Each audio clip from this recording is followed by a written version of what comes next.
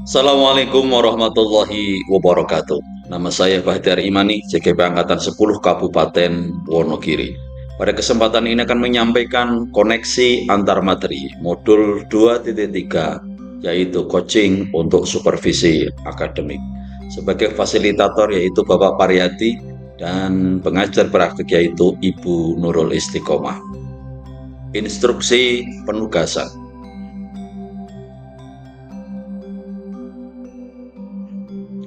Peta pemikiran yaitu tentang kesimpulan dan refleksi. Pemikiran reflektif terkait pengalaman belajar, kemudian analisis untuk implementasi dalam konteks CGP, serta membuat keterhubungan. Berikut ini adalah kesimpulan dan refleksi modul 2.3. Pemikiran reflektif terkait pengalaman belajar. Modul ini membuka mata saya tentang pentingnya menciptakan pembelajaran yang berpusat pada murid dengan mempertimbangkan kebutuhan, minat, dan gaya belajar mereka yang unik.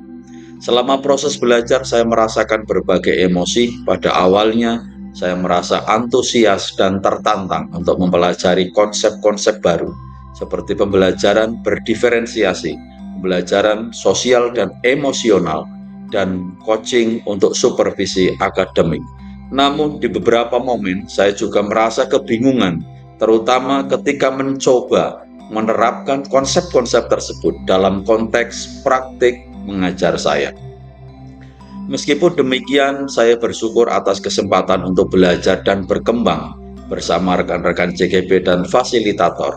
Diskusi dan kolaborasi di kelas membantu saya untuk memahami konsep-konsep dengan lebih baik dan mendapatkan inspirasi untuk menerapkannya dalam praktik mengajar saya. Berikut adalah beberapa hal yang sudah baik dan perlu diperbaiki terkait keterlibatan saya dalam proses belajar. Hal yang sudah baik, yang pertama, saya aktif berpartisipasi dalam diskusi kelas dan memberikan kontribusi kepada rekan-rekan CGP. Yang kedua, saya menyelesaikan semua tugas dan latihan dengan tepat waktu. Yang ketiga, saya berusaha untuk memahami konsep-konsep baru dengan mendalam. Hal yang perlu diperbaiki adalah saya perlu lebih berani untuk bertanya dan bertukar pikiran dengan rekan-rekan CGP. Yang kedua, saya perlu lebih proaktif dalam mencari sumber belajar tambahan. Yang ketiga, saya perlu lebih sering menerapkan konsep-konsep yang telah saya pelajari dalam praktik mengajar saya. Kemudian, bagaimana keterkaitan terhadap kompetensi dan kematangan diri pribadi? Modul 2 telah membantu saya untuk mengembangkan kompetensi saya sebagai seorang guru, terutama dalam hal yang pertama, merancang pembelajaran yang berpusat pada murid.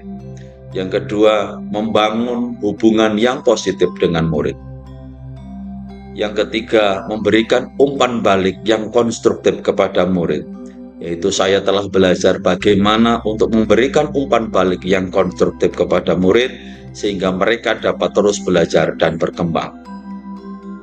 Modul 2 juga telah membantu saya untuk menjadi pribadi yang lebih reflektif, lebih terbuka terhadap ide-ide baru, dan lebih berani, yaitu saya telah belajar bagaimana untuk lebih berani dalam mengambil risiko dan mencoba hal-hal baru. Berikut ini adalah analisis untuk implementasi dalam konteks CGP. Modul 2 memberikan saya banyak sekali wawasan dan pengetahuan baru tentang pembelajaran yang berpihak kepada murid. Namun saya menyadari bahwa masih banyak hal yang perlu saya pelajari dan terapkan dalam konteks praktik mengajar saya. Berikut adalah beberapa pertanyaan kritis yang muncul dalam benak saya setelah mempelajari modul 2. Yang pertama, bagaimana saya dapat menumbuhkan rasa ingin tahu dan motivasi belajar pada murid?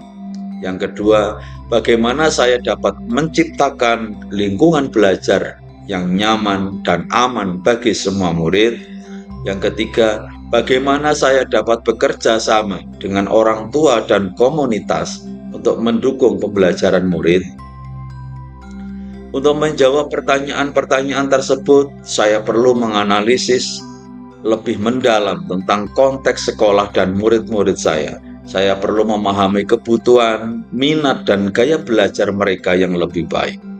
Berikut adalah beberapa tantangan yang mungkin saya hadapi dalam menerapkan konsep pembelajaran yang berpihak kepada murid. Yang pertama, kurangnya waktu dan sumber daya. Yang ketiga, kurangnya dukungan dari pihak sekolah dan orang tua. Yang ketiga, kebiasaan belajar murid yang sudah tertanam. Meskipun ada beberapa tantangan yang mungkin saya hadapi, saya yakin bahwa saya dapat mengatasinya dengan kerja keras, dedikasi, dan kolaborasi dengan rekan-rekan CKB dan pihak-pihak sekolah. Berikut adalah beberapa alternatif solusi terhadap tantangan yang diidentifikasi. Yang pertama, melakukan sosialisasi kepada pihak sekolah dan orang tua tentang pentingnya pembelajaran yang berpihak kepada murid. Yang kedua, mencari sumber belajar tambahan dan kreatif. Yang ketiga, bekerja sama dengan rekan-rekan CKB untuk saling berbagi ide dan pengalaman. Selanjutnya adalah membuat keterhubungan. Kaitan modul 2.3 yaitu coaching supervisi akademik dengan modul-modul sebelumnya dalam pendidikan guru penggerak. Modul 1 kita belajar tentang paradigma dan visi guru penggerak, sementara di modul 2 yaitu praktik pembelajaran yang berpihak kepada murid.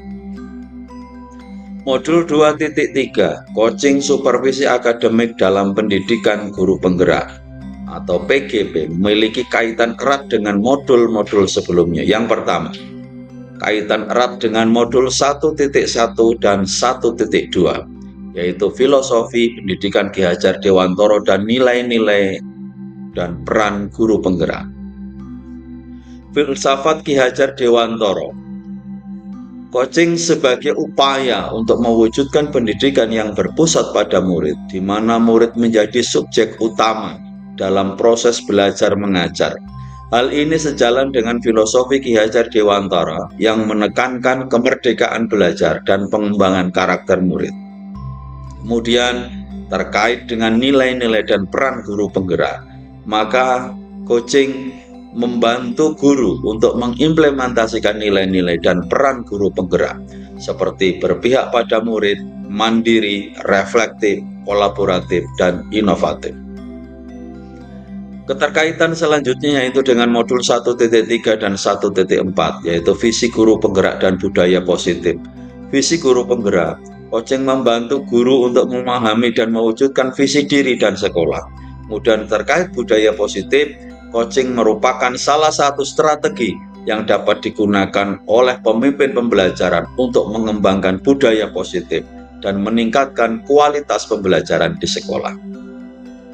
Keterkaitannya dengan modul 2.1 dan modul 2.2 yaitu pembelajaran berdiferensiasi dan pembelajaran sosial dan emosional.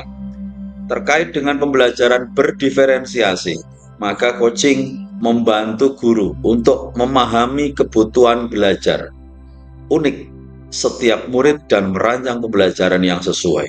Kemudian terkait dengan pembelajaran sosial dan emosional, coaching membantu guru untuk mengembangkan keterampilan sosial dan emosional murid, seperti kesadaran diri, manajemen diri, empati, dan hubungan sosial.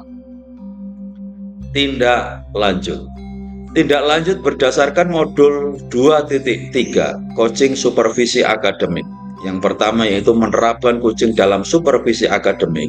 Yang kedua, mengembangkan keterampilan coaching. Yang ketiga, membagikan pengetahuan tentang coaching dengan rekan guru. Penerapan di masa yang akan datang, saya berencana untuk menerapkan konsep-konsep pembelajaran yang berpihak pada murid dalam praktek mengajar saya di masa depan. Berikut adalah beberapa hal yang ingin saya lakukan. Yang pertama, melakukan asesmen awal untuk memahami kebutuhan, minat, dan gaya belajar murid. Yang kedua, merancang pembelajaran yang berdiferensiasi untuk mengakomodasi kebutuhan semua murid. Yang ketiga, membangun hubungan yang positif dengan murid dan menciptakan lingkungan belajar yang nyaman. Penutup. Modul 2.3 coaching supervisi akademik merupakan bagian integral dari program PGP. Coaching membantu guru untuk mengembangkan kompetensinya, meningkatkan kualitas pembelajaran, dan mewujudkan visi sekolah yang berpusat pada murid. Dengan memahami kaitan antara modul 2.3 dengan modul-modul sebelumnya, CGP dapat lebih memahami peran coaching dalam konteks pendidikan yang lebih luas. Penegasan. Modul 2 telah memberikan saya banyak sekali wawasan dan pengetahuan baru tentang pembelajaran yang berpihak kepada murid. Saya yakin bahwa dengan menerapkan konsep-konsep yang telah saya pelajari, saya dapat membantu murid-murid saya untuk mencapai potensi mereka yang maksimal. Peran coach di sekolah. Sebagai seorang coach di sekolah, saya memiliki peran penting dalam membantu guru dan murid untuk mencapai potensi terbaik mereka. Yang saya lakukan adalah: pertama, membangun hubungan positif dan saling percaya dengan guru dan murid. Kedua, mendengarkan secara aktif dan memberikan pertanyaan reflektif. Tiga, memberikan dukungan dan dorongan. Empat, memfasilitasi pembelajaran dan pengembangan. Keterkaitannya dengan pembelajaran berdiferensiasi. Coaching memiliki kaitan yang erat dengan pembelajaran berdiferensiasi. Sebagai coach, saya membantu guru untuk memahami kebutuhan belajar unik setiap murid, merancang pembelajaran yang sesuai dengan kebutuhan individu murid, memberikan dukungan dan bimbingan individual kepada murid. Kemudian keterkaitannya dengan pembelajaran sosial emosional. Coaching juga memiliki kaitan yang erat dengan pembelajaran sosial dan emosional. Sebagai coach, saya membantu guru dan murid untuk mengembangkan kesadaran diri dan manajemen diri, membangun empati dan keterampilan interpersonal, serta meningkatkan ketahanan dan optimisme. Kemudian keterkaitan keterampilan coaching dengan pengembangan kompetensi sebagai pemimpin pembelajaran.